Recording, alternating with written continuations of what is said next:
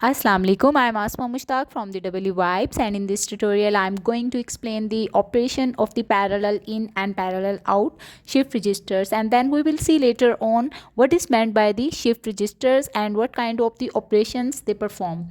Fine.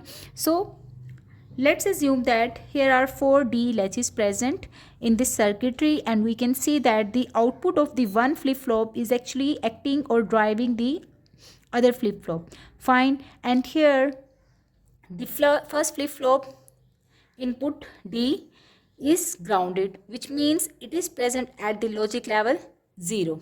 Fine. Also you should notice that this is the positive edge triggered D flip-flop.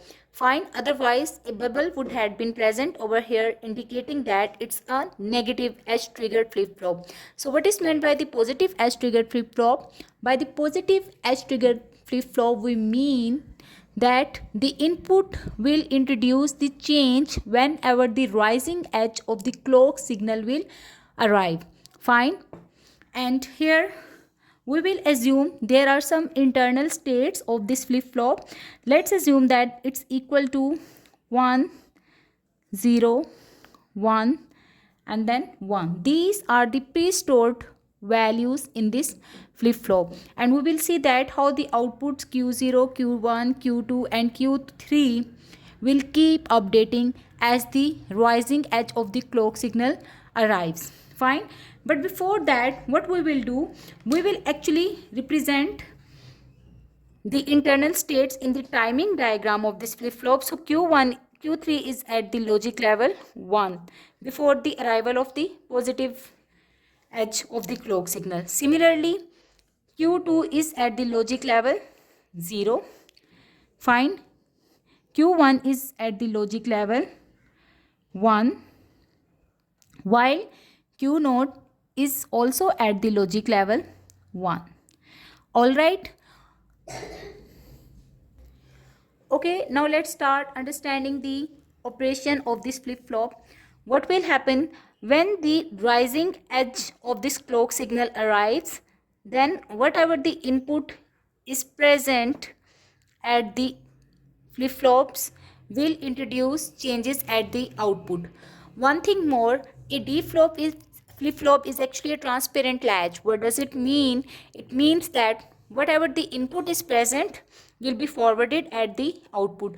So if input is 0, output will be 0. If input is 1, then output will be 1. Also you should remember that the change only occurs at the rising edge. Fine. So as long as the clock signal is high, whatever the input is present at the flip-flop will actually make the change at the output side. Alright.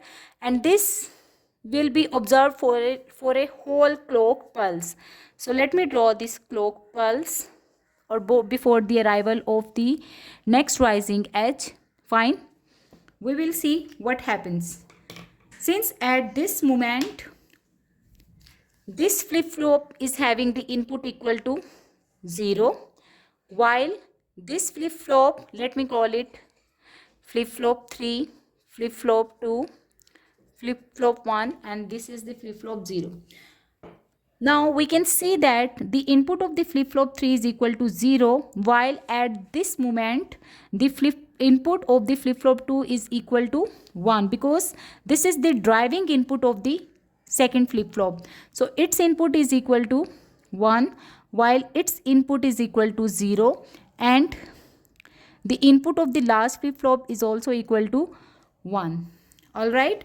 And from here we can conclude that the previous output of the F3 is actually acting as the current input of the F2.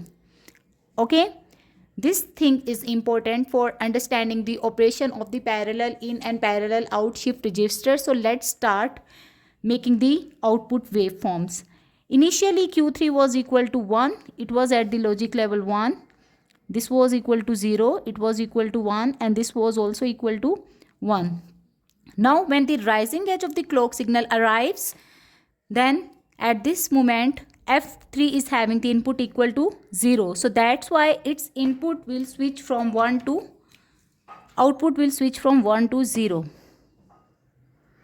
Okay, while F2 is having the input equal to 1. So its output will switch from 0 to 1.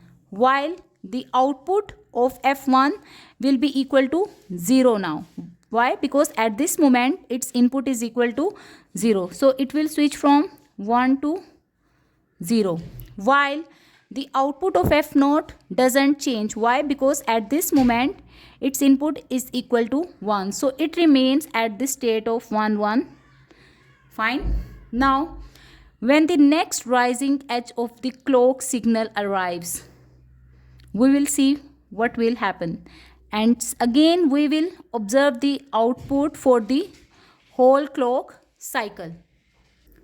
As we concluded from the previous observation that when the next rising edge of the clock signal arrives, then at that moment the output of the flip-flop actually acts the input for the next state. Alright, so from here what we will see, since the input of the first flip-flop is held at the logic level 0, so its output will be equal to 0. Okay, while now this is the driving input for the next flip-flop. Okay, since it's equal to 0, so that's why Q2 will switch to 0. While Q2 is acting or driving the input of F1, and in the previous state its value is equal to 1, so that's why this flip-flop output will be equal to 1. While the F1 is actually driving F0, and in the previous cycle its value was equal to 0, which will act as the input for the next flip-flop. That's why its output will switch to 0. Alright, now let's see, when the next rising edge of the clock signal arrives, we can draw the waveform like, since Q3 input or the F3 input is held at the logic level 0, so the Q3 will remain at the logic level 0. While this is 0, that's why output of this flip-flop will also be equal to 0. And now this output is 0, so that's why this input will switch to logic level 0. It's equal to 1, so that's why output will switch to 1. Then let's see for the next clock cycle what will happen. Q3 will be 0, Q2 will be equal to 0, Q1 will be equal to 0, and hence Q0 will switch to 0. And we can see that now all outputs are equal to 0. Let's check for the next clock cycle and we will see there is no change now, and then we will try to manipulate or interpret the resultant. Fine. So this is equal to 0. Since it's 0, that's why it remains at the logic level 0, 0 and 0. So finally the output has been settled to logic level 0. Now let's start what happened. Initially we had the value, stored value, which was equal to 1.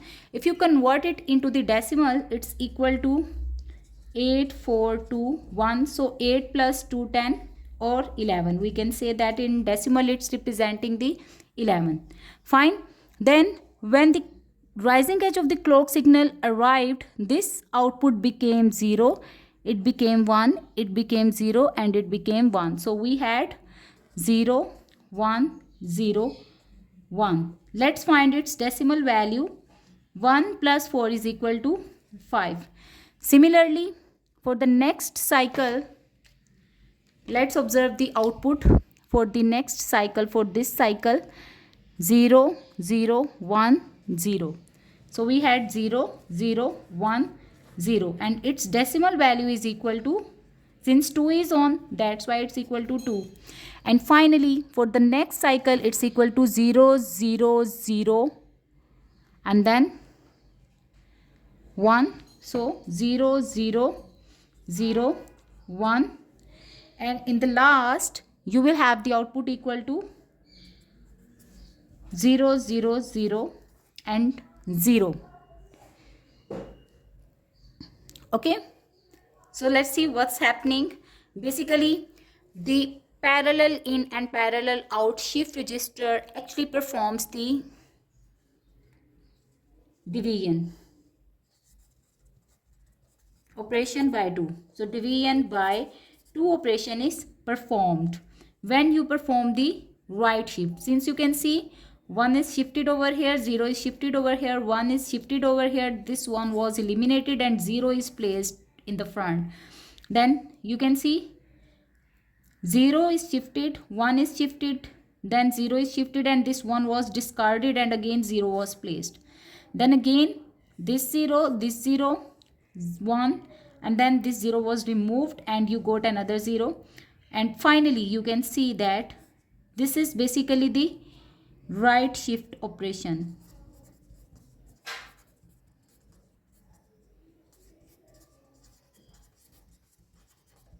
All right, so 11 divided by 2 is equal to 5.5, but we actually remove the fractional part and we are left with only 5. Then 5 divided by 2 is actually equal to 2.5, but we will have 2. And then 2 divided by 2 is equal to 1, and finally you will have nothing or 0. Fine, so this is how basically the right shift actually performs the division by 2 operation, and this is all about the operation of the parallel in and parallel out shift registers. If you have more questions, you can drop your questions in the comment section. Don't forget to like and subscribe. Thank you for watching.